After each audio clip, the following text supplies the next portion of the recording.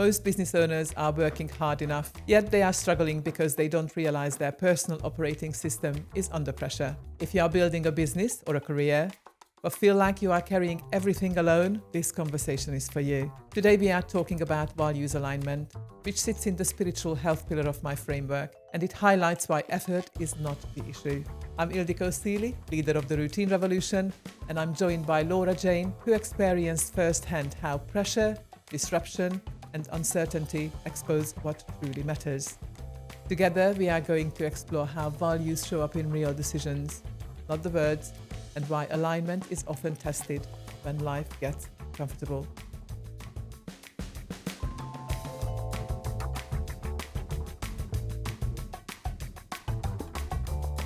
So Laura, please tell me, do you think that most people only discover their real values when everything falls apart? I think it's definitely when it's highlighted, yes. Because if you are just sailing through life and everything's fine, you're not bothered about your values because you're winning at life and everything's okay. But when the wheels fall off and you're struggling with something, you start to question yourself and question whether you're in alignment or whatever. And you're like, something's not quite right here. And that's when you start thinking about your values, I think. Do you think in that sort of stressful situation, because it's got to be stressful at that stage when things kind of falling apart or have fallen apart, that people actually find their values, or do they get quite scattered with their feelings? I mean, for me, when I have had those, and I have had a few, those dark nights of the soul kind of seasons in my life where things are going wrong, it's definitely made me think about my values. And it's only when you start implementing those values and becoming aware of them and putting it into place that you can actually start to change things and things get better. So yeah, definitely, I do agree with that. I sometimes wonder that whether it's kind of down to the language barrier that I have, and well, obviously there's loads of people whose second language is English and it's not the mother tongue, but the whole meaning of values and identifying your values. Occasionally, I sit down and do the exercise, and I kind of find it difficult. And yes, I've got my absolute core values of truth and being truthful and trusting each other. Do you think people struggle with finding and identifying their values? I think unless you're discussing the topic or you're into self-development and things like that, some people don't even know what values are. But I guess what we're trying to do here is it's about harmony and disharmony, and it's about moving towards harmony as often as we possibly can.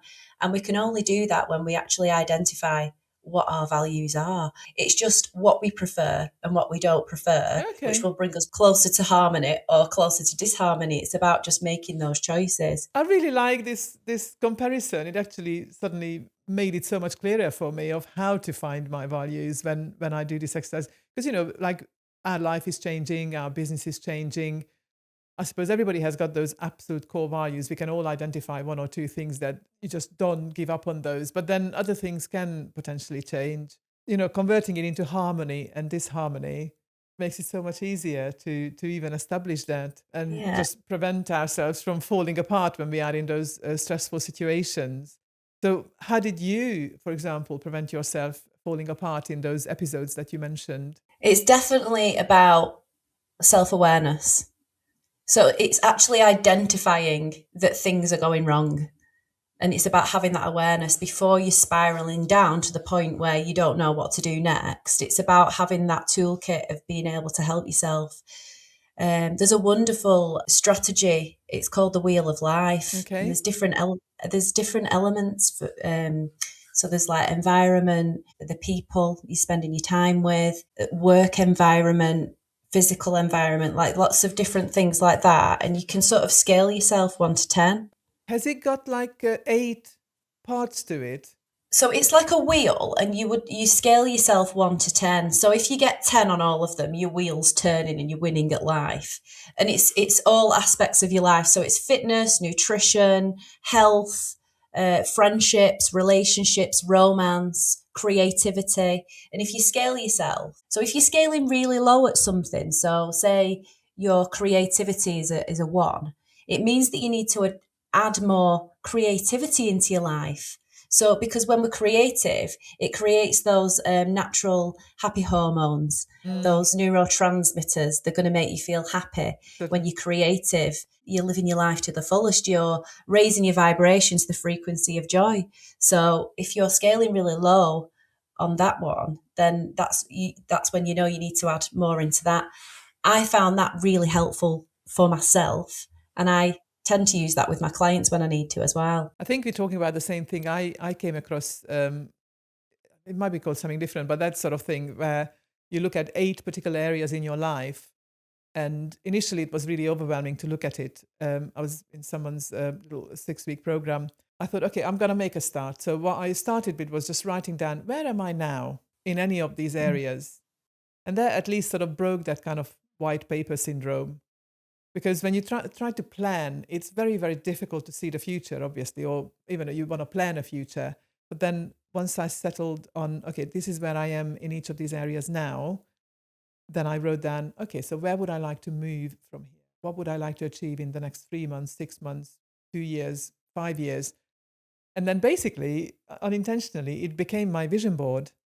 And it's like a working progress, literally, like I've got a table and I fill in for every 3 months, 6 to 12 months, and then a couple of years. And then every 3 months I review it and then move the table up, and then once a year just reprint the whole thing with images. And it's keeping me in check because I highlight things. So it's, I suppose in some ways I probably have identified my own values in there of what I like to live by. Is that right? You think? Yeah. It's really good as well, though, because what you're doing there is you're setting your vision. And when you set a vision and a clear intention and you know where you're going, all you need to do is just be consistent and go in that one direction until you reach that goal. And because you've set the intention, it will come to fruition.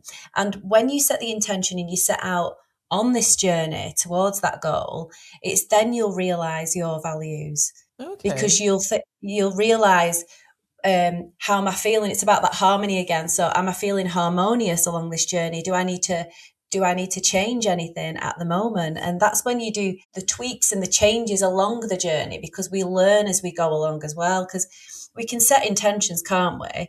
But it doesn't always play out the way we want it to, does it? Because life happens and stuff. So it's about, Absolutely. yeah. And I think you just figure out what your values are when you go along as well. Yeah, talking about life happens. Yeah, so where is your journey on this sort of value alignment, and what you do now is rooted? So I found my passion for helping other people when I set out to do something that I thought I wanted to do. And that's exactly what happened. So, like we talk about, you just said about, you set your vision and you've got these goals and you highlight them when you've achieved certain steps. But actually, I did the same because I was a cake maker. And then something happened, COVID, that Yeah. nobody could help, and I had to diversify, and I ended up actually, well, no one wanted cakes anymore. Let's put that down. No one wanted cakes anymore. So I was like, what am I going to do? So I decided to help children do baking online. And I used to get about 50 children joining me live on Facebook every week, and they used to bake along with me. I used to drop all the ingredients off at the doorstep, and they used to come along, they used to comment, they used to get involved. And I was getting messages from the parents just saying, you're really helping my child with the mental health. Thank you. And, it was something that went on throughout all lockdown. So I really did diversify, and it helped me keep my business going. But also, it was then that I realised this is my passion. This is my value. Like, this is when I really understood. And I didn't know, like, it just happened. And I was just like, I can't be a cake maker anymore. I need to help people with the mental health. It's such an interesting journey. So these were the decisions that led you down the path that actually showed you exactly who you were kind of Yes. underneath the Yeah. chaos or whatever you were doing before. Yeah, absolutely. Not only that, though, I feel like my own self-work that I was doing as well was helping me. I wanted to do more of that work for myself, but then I wanted to share everything I'd learned with other people. And it just snowballed from there, really. And I just developed this real passion for helping people and, getting results for people and making people feel happy and like they can enjoy the life. That's really, so it really fits into that harmony that we were talking Yes, about just a few yeah, minutes ago, that you ended up finding your own passion and values that really shifted you towards harmony, even though yes, maybe yeah, beforehand when you were baking cakes, you didn't feel this harmony. But how interesting how these life-changing situations like COVID, I mean, most people panicked and a whole lot of businesses froze. But then there you were pivoting, yeah, finding your own yeah, self in it, and bringing a whole lot of good to the world. But then again, it just reminds me, it's good karma, isn't it? What goes around comes yeah, around. You were yeah. giving loads and that energy came back to you. I think there was definitely around that time, I was living in a paradox because I was pivoting my business and helping people, but then underneath the surface, I still had a lot of work to do myself. So there was disharmony in there, but it was almost like a glimmer of hope actually when I started to do these baking classes for children. It sort of lit me up.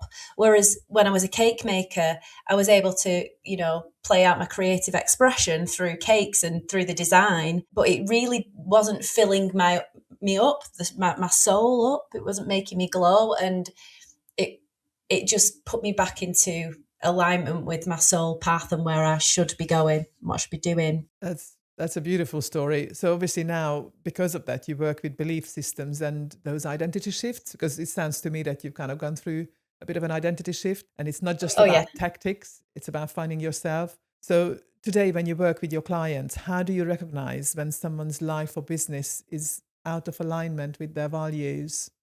Well, it's about having the conversations with them and just really getting to know the person. I do a lot of work with the subconscious mind. So I'm a belief coach and a hypnotherapist, and I help people to set those goals that you're talking about and stay in alignment and harmony. What happens is the subconscious mind wants to keep us safe. And keeping us safe, it keeps us small.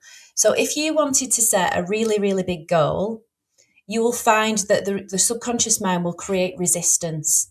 And the resistance might look like procrastination, self doubt, imposter syndrome, fears, phobias. All this is your subconscious mind wanting to keep you safe. And it's because since we're born, our subconscious mind is collecting evidence and data, and it's keeping track of things that are perceived as dangerous or a threat. So it could be something that happened when we were a child, or something we overheard, or something somebody said to us, creates a limiting belief at a core level.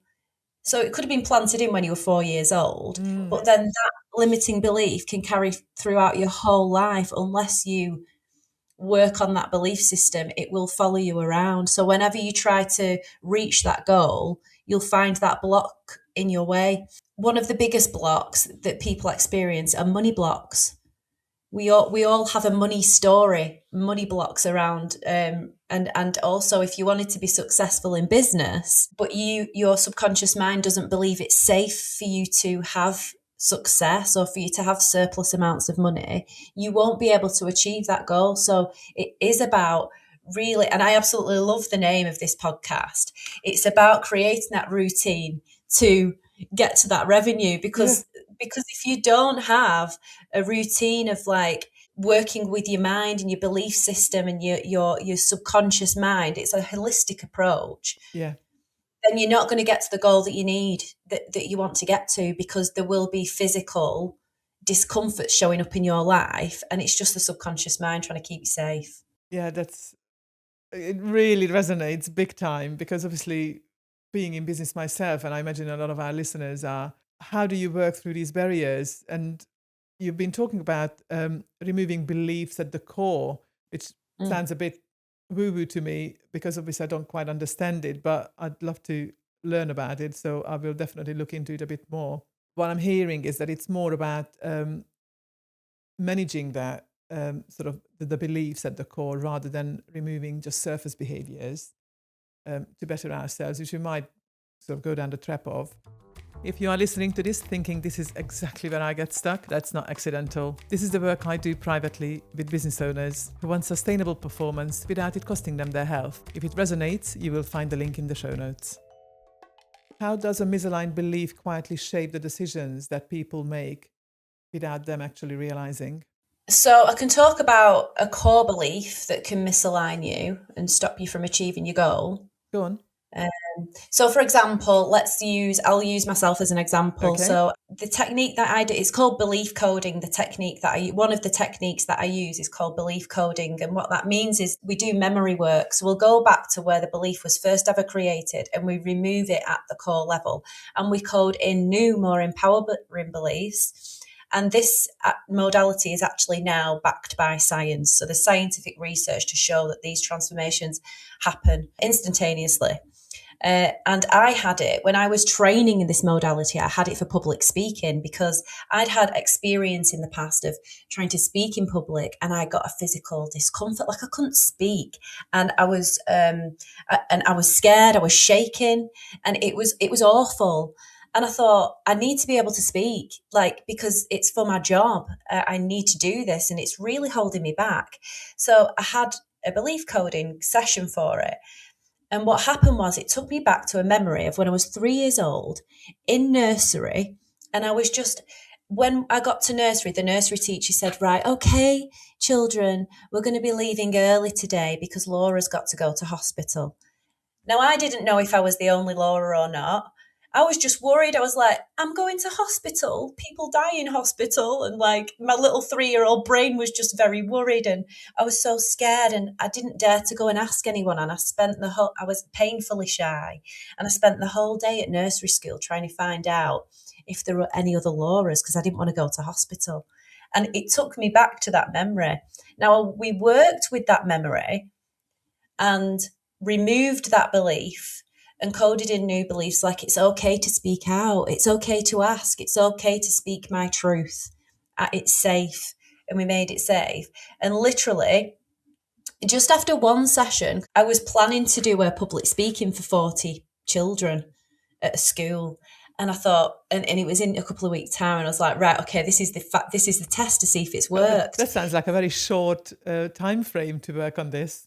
Yes, I know, but it literally worked overnight. So, and if it's a very specific thing that you're working on, then it can be transformative in that sense. It can work instantaneously.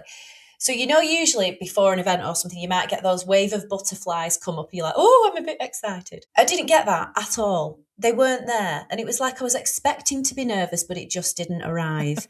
And then when I got in the room, I was presented by there was 40 children, and they were about age 10 or 11. So they're really a bit, it can be a bit scary. And I stood in front of them and I was so confident.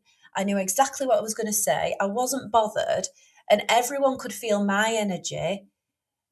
And so we shared this great space together, like me and all these children, and it was just brilliant. And I just realized I was just like, this is kind of a big deal. Like, I'm going to be able to help change some lives here with this. This is like really interesting work. And it sounds like magic, like literally someone waved a magic wand over you. This Yeah, sounds yeah. amazing. God, okay, so you went through this therapy and technique, and I mean, by the sound of it, even one session can make a huge, huge difference. Because is it kind of like hypnotherapy in a way? We're working with the subconscious mind, but we're not using trance. So it's not the same as hypnotherapy, Okay. but I do use hypnotherapy alongside the programs that I use because it depends what you're working on. So if you're working on a specific topic like public speaking, then that discomfort can be removed in one session. If you're working on a broader topic like procrastination, for example, we need to know, yeah, I mean, that is a broad, but it's what are you procrastinating on? I mean, we all know, we've all done it. So what we have to do is we have to really narrow it down and really niche it down to the discomfort that's showing up for you. So for example, another one, it could be a really narrow one, could be showing up on social media. I'm scared of showing up on social media. So we can remove that in one session. But if it was, I have anxiety, that could be lots of different things. So we'd have to do more than one session on that. So it depends on what it is. Magic by the sound of it, absolute magic. Yeah, it's but really to sort of loop back into values and our core topic of this conversation, so now if you move on to what action can people take? Because what I started saying, people may not want to take what in the first instance could sound like kind of drastic action of kind of hypnotherapy or however it's being interpreted, or these, working with someone or messing with your mind. Some people might think it that way. To me, it sounds like magic. But anyhow, we all interpret it differently. And values in themselves, as we kind of gone through them, can sound a little bit abstract anyway, until they kind of show up in our day-to-day choices. So what is the one small decision or action someone can make right now, today, this week, that would immediately bring their actions back in line with who they say they are and align with their values? Because you won't be able to do the work that I do, if you're just, you want to get started on doing this work and you want to understand, like a little bit about your belief system and things like that, you can do something. And what you said as well about it, some people are a bit scared about doing this work because they think it's messing with the mind and things. And I think especially hypnotherapy comes with a lot of misconceptions about, the amount of times people have asked me, are you going to make me cluck like a chicken? And I'm like, Is that people's biggest fear? yeah. And I'm always like, can I ask you a question? Do you want to cluck like a chicken? Because I can help you if you want, but I'm not going to make you. So it's not, it's always, the work I do is always a collaborative approach. It's always client led. It's a two-way street. Like, it's not something I can do to them, and that's really important to know as well. But where I would suggest people start is by journaling. So Okay, that's not something I expected. yeah. So when you're journaling, actually, pen to paper, when you're writing things down, you're bringing things to the surface and you are communicating with your subconscious mind. So when you're asking certain prompts, what do I need today? How does this make me feel? Or you think about, if you write down a discomfort, something that's showing up for you in your life, and you can say things like, how does this make me feel? What can I do about this right now? What would my future version of me tell me I need to do right now? Or what would that inner child part of me tell me to do right now? What does she need me to do? He or she need me to do? There's loads of different prompts you can do, but what's happening is, when you're communicating like this and writing, you're actually priming your subconscious and you're bringing things to the surface. And even then, when you do that, you can create some shifts, because sometimes even just talking about it and bringing things to light, it can help to remove a belief that you didn't even know that you had. And journaling has been an absolute godsend to me. And I've been journaling for the past 20 years. And honestly, I don't know where I would be without it, because it has really, really helped me. And you can actually do self-coaching as well, which is kind of what I've just explained, really. It's where you're tapping into different versions of you, giving you now advice, because we do have resources within us. We've got the answers within us. We're just sometimes a little bit blind and a little bit too in our fight or flight or feeling reactive to be able to articulate what it is that we need or understand. But when we take a moment to just be present and write things out, it can really, really help. Everybody suggests journaling. That's really quite a sort of across the board kind of advice when you are in business or want to work on yourself. I don't really know why I'm personally struggling with that. I do it. I do kind of do a summary of the day, but I feel like it's kind of like writing a diary, and it always feels like I'm not doing it properly. But Can I tell you? Can I tell you what's happening now with go on, you? go on. It's because you're trying to be perfect, and it doesn't have to be perfect. So what it can be in the scruffiest writing. It doesn't need to be dated and timed. It doesn't have to have a common theme. It can be about anything. If you read my journals, you would think I was a crazy person. Like, it literally, it can be anything. And you can just, it's called brain dumping, where you just literally dump everything on the page. So we're not looking for perfection here. We're just looking for completely letting it all out. And when you let yourself go, you have to just surrender to the process of it, really. And if you feel resistance coming up, which is what I'm hearing, that's your subconscious mind creating the resistance about you journaling. So what you need to do is teach your nervous system that it's safe for you to do the journaling. How weird. That is just so bizarre, because putting pen to paper, why is that scary? That's not scary. That's just writing. And I don't mind writing. I write a newsletter. I write my programs. In my head, I'm already writing my book. It doesn't scare me to write, whether I can type as fast as I can think, more or less, and I can But write. there could be a subconscious block, a subconscious belief that was created when you were younger, when you tried to write. And it could be something like maybe you wrote something and showed it to someone and they laughed. It could be something like that. And now it's created a block that it's not safe for me to write my true feelings. It could literally be anything. It could, and it will be a block. That God, that's so could be something. interesting. It really brought up a very particular memory. I hated my Hungarian literature and grammar teacher because she was just horrible, really. And yeah, that's the kind of thing that happened to me. I never ever achieved high marks. It was always just below. However good I felt that my writing was, she would always mark something down, and I was never good enough. There you And go. what you just said, that literally brought back that one particular memory of submitting um, whatever little piece of writing, and I was probably, I don't know, I had been about 12.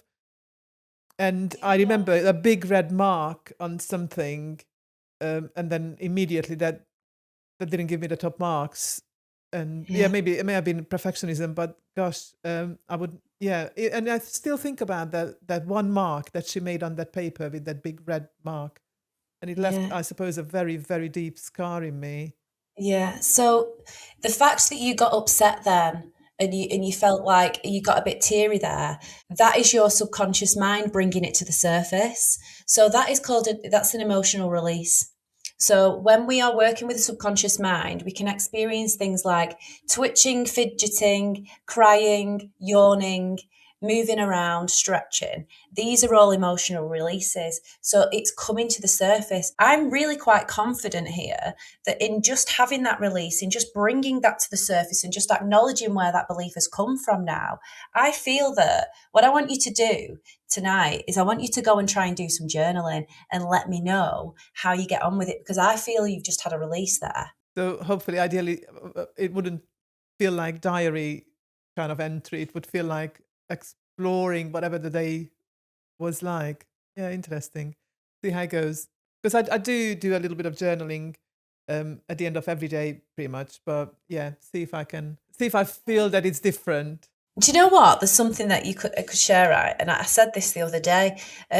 How can I disappoint the 85-year-old version of me? Because if I was to disappoint the 85-year-old version of me, I'm going to be doing something wrong. So it's a reverse engineering. So I'm going to remove the things that my 85-year-old version isn't enjoying. So that could be bad habits, things that things that are getting in the way. So what you could do is you could tap into that 85-year-old version of you that's just happy, had a great life, things like that. And just imagine that she's saying, how was your day today?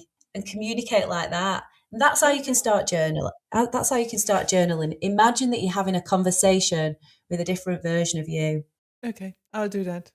I'll do that. I'll be really interested to know on how you get on with that, because I do feel like you had a little release there Yeah, before. it kind of Realize. blogged me a little bit, but just to bring it back to the listeners, although maybe other people have had a similar little emotional release while listening to it, because they would have come up with all sorts of memories from that Yeah. prompt, what you talked about. In your experience, what does alignment cost that most people are not actually willing to pay? This is kind of an easy one, really. Okay. Alignment is it's consistency. It's consistency, and it's knowing, it's having a vision, and it's the consistency and heading in that direction. And also it's having an awareness. So something I do every day, which is a non-negotiable for me routine wise, is meditation. And what that does is it helps me to zoom out. So if you imagine that, meditation, you're aware of everything that's going on. So if you imagine a character in a video game going around the daily life, twists and turns, and the levels of the game get harder and harder. When you meditate, you become the player of the game who is watching the character go through these life's ups and downs. And it helps you to be more aware of where you are in life. I'll be able to be the player of the game and see that character if they're out of alignment. I can tell them. I can say, you need to do this because you're not on your path there. You need to start doing this, and you need, so it's just a meditation really helps you to get that awareness. It also helps you to calm and regulate your nervous system.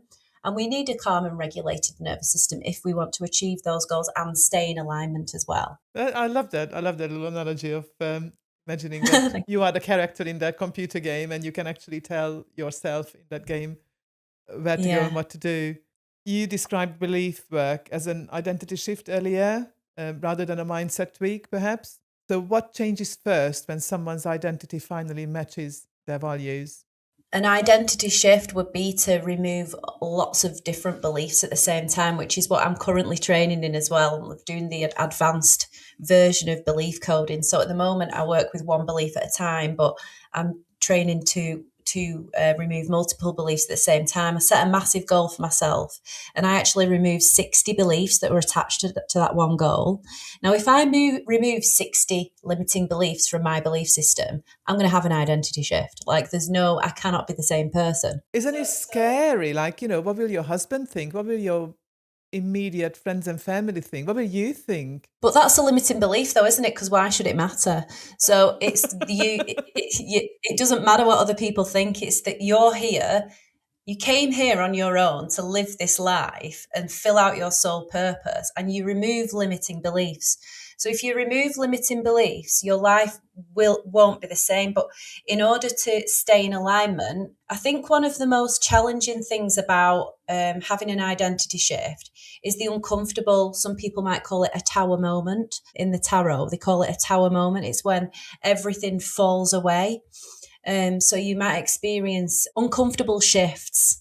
Like, you feel uncomfortable, like the old you don't belong to the old you anymore, but the new you're not quite called in. You're like in this gap, and you kind of like, things feel like uncomfortable, and you might have friends that you don't see anymore. You might feel lonely. It doesn't last long. It's just it's an imbalance now, because you've leveled up to this new version of you, and you kind of like, it's a recalibration. But then when you do break through to the other side, some people say, like, you've probably heard the saying, a breakdown before a breakthrough. It's where everything seems to shed. Everything sheds like a snake sheds its skin, and then it comes out new.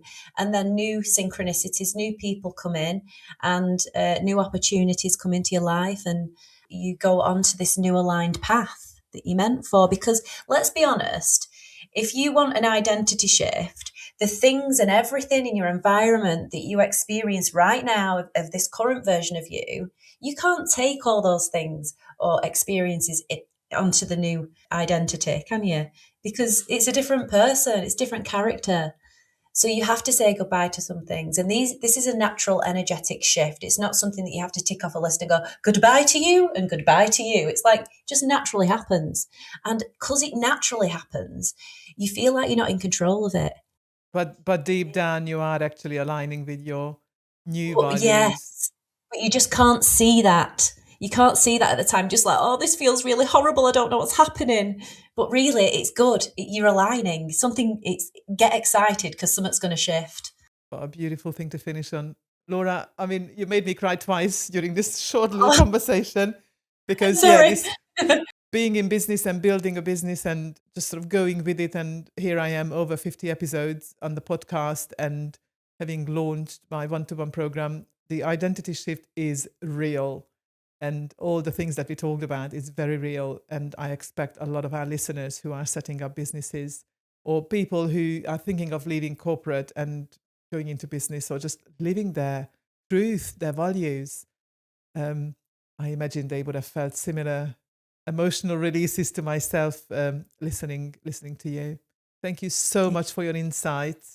I really appreciate them and really enjoyed conversing with you. Oh, thank you so much. Thank you for having me on. And if anyone wants to connect and find out more about what I do, they can find me at that Laura Jane on Instagram. Thank you, Laura. Oh, thank you. If this conversation made you think, please subscribe, leave a comment and listen again. If you would like more information on the topic or my guest, all information are in the show notes. Build routines, bank results.